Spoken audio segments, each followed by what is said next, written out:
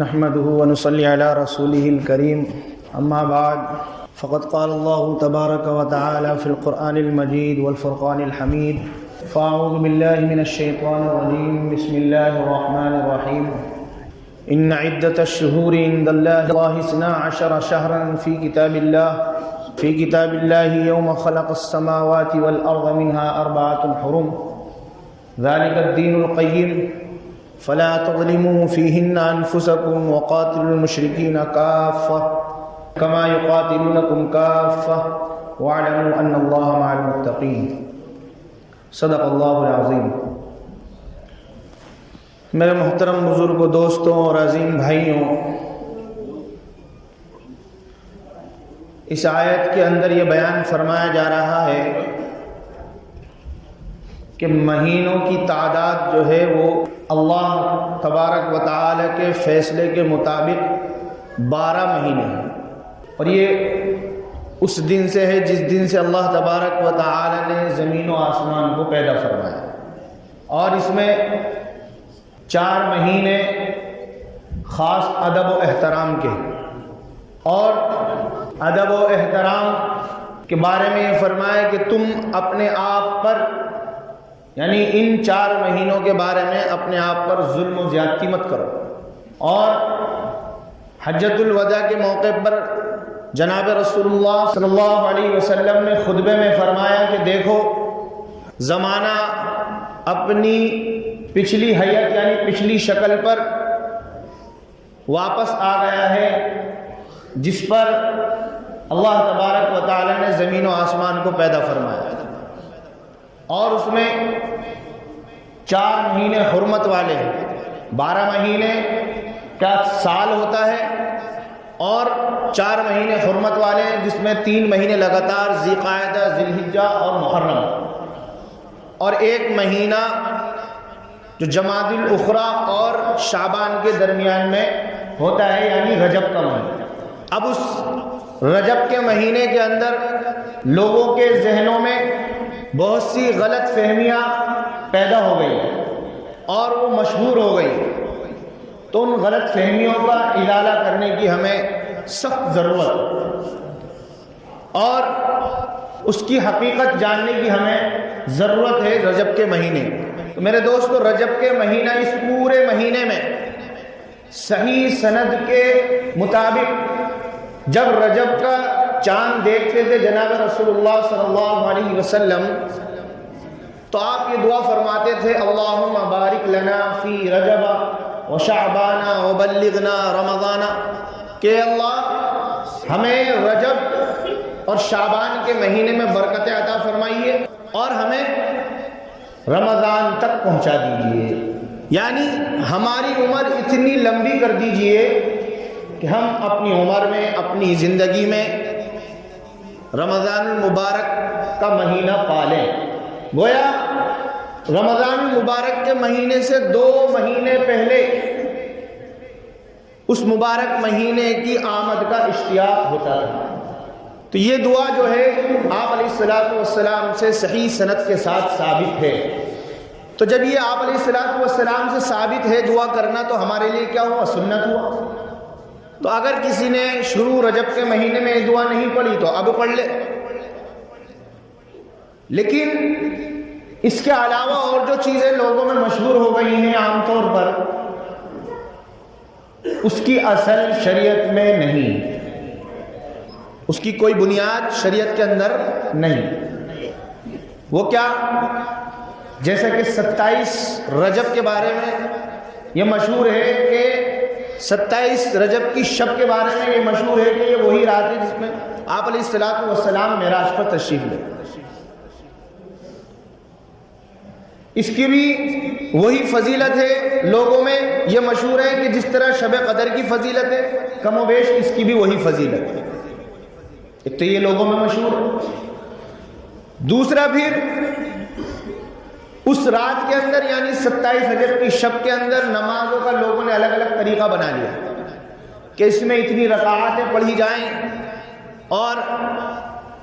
اس رکعت میں فلاں سورت اتنی بار، اس رکعت میں فلاں سورت اتنی بار، خدا جانے کیا کیا تفصیلات لوگوں کے ذہنوں میں مشہور ہیں، لیکن یہ سب بے اصل باتیں ہیں، ان کی کوئی اصل شریعت میں نہیں ہے۔ سب سے پہلے تو آپ یہ سمجھیے کہ 27 رجب کی شب کے بارے میں یہ یقینی طور پر نہیں کہا جا سکتا کہ یہ وہی رات ہے کہ جس میں آپ علیہ السلام معراج پر تشریف لے گئے تھے۔ پورے یقین کے ساتھ نہیں کہا جا سکتا، کیونکہ اس کے اندر مختلف روایتیں ہیں۔ بعض روایتوں سے معلوم ہوتا ہے کہ جناب رسول اللہ صلی اللہ علیہ وسلم ربیع الاول کے مہینے میں شب معراج پر تشریف لے گئے تھے، معراج پر تشریف لے گئے تھے ربیع الاول کے مہینے، اور بعض روایتوں میں رجب کے مہینے کا تذکرہ ہے اور بعض روایتوں میں کوئی اور مہینہ ذکر فرمایا گیا۔ اس لیے پورے یقین کے ساتھ یہ نہیں کہا جا سکتا کہ نبی علیہ السلام کون سی رات کو معراج پر تشریف لے گئے۔ آپ اب اسی سے خود اندازہ لگا لیجئے کہ اگر شب معراج بھی کوئی فضیلت والی رات ہوتی یا اس کے بارے میں کوئی خاص حکم ہوتا جس طرح شب قدر کے بارے میں ہے،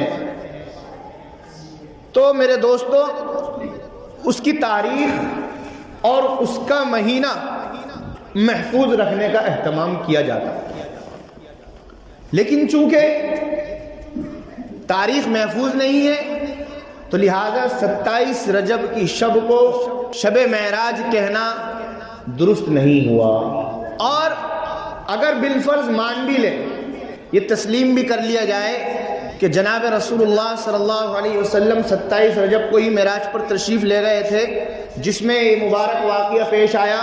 کہ اللہ تبارک و تعالی نے نبی علیہ السلام کو یہ مقام قرب عطا فرمایا اور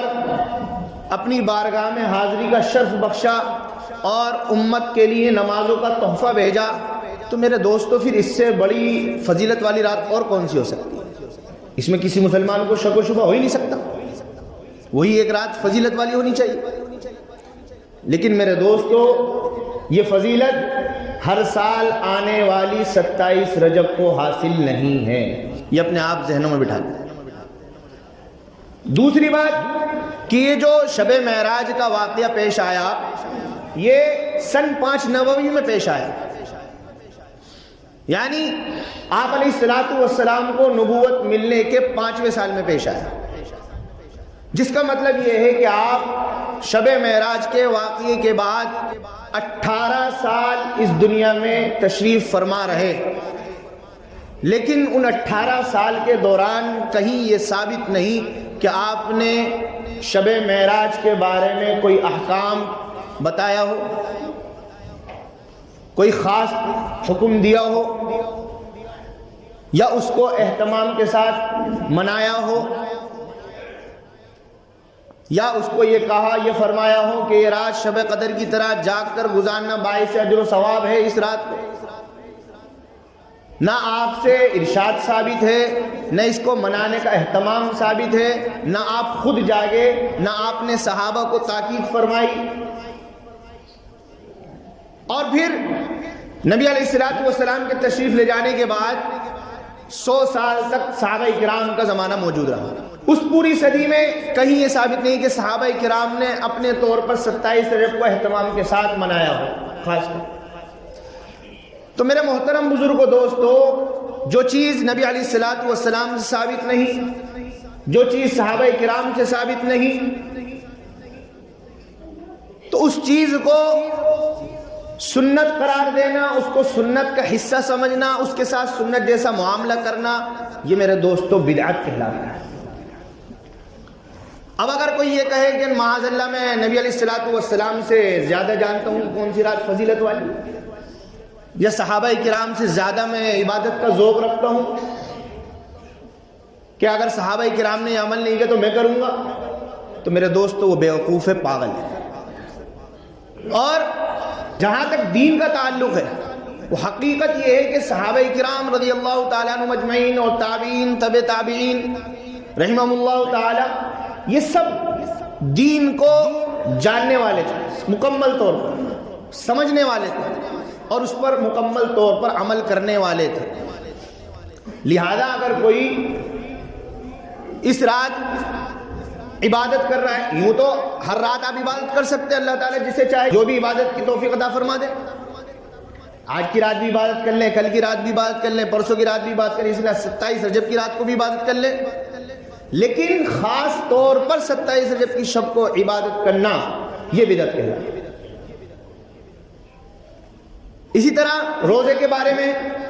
کہ 27 رجب کا روزہ جیسا عاشورہ کی فضیلت، روزے کی فضیلت ہے، عرفے کے روزے کی فضیلت ہے، اسی طرح 27 رجب کے روزے کی فضیلت سمجھتے ہیں۔ تو روزے کے بارے میں ضعیف روایتیں ایک دو ملتی ہیں،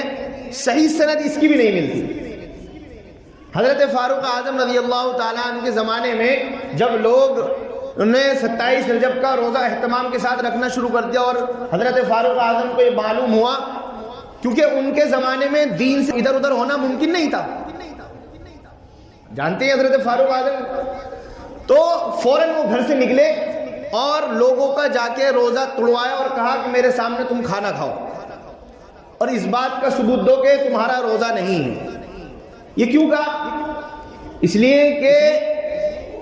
لوگ یہ نہ سمجھ بیٹھے کہ اس روزے کی بہت زیادہ فضیلت ہے، یہ روزہ فضیلت والا ہے۔ اگر یہ سمجھنے لگیں گے تو بدعت شروع ہو جائے گی۔ اب بہت سے لوگ یہ کہیں گے اگر ہم نے